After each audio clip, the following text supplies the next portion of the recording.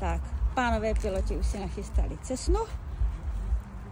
Ta dneska poletí jako první let na macochu, pak má naplánovanou Pálavu, no a naši oblíbenou zakázanou přehradu u Vyškova.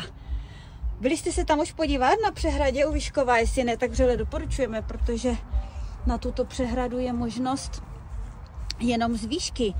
Jelikož je to zdroj pitné vody, tak se tam jinak člověk vůbec nedostane. Je to oplocený, jediná možnost z výšky, jak jsem říkala. Tak a tady máme druhý letoun nachystaný už.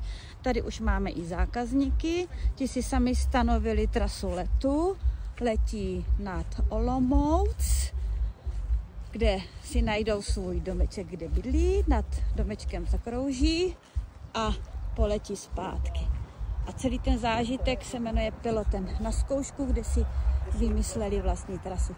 Tady máme našeho pana pilota s novým panem pilotem.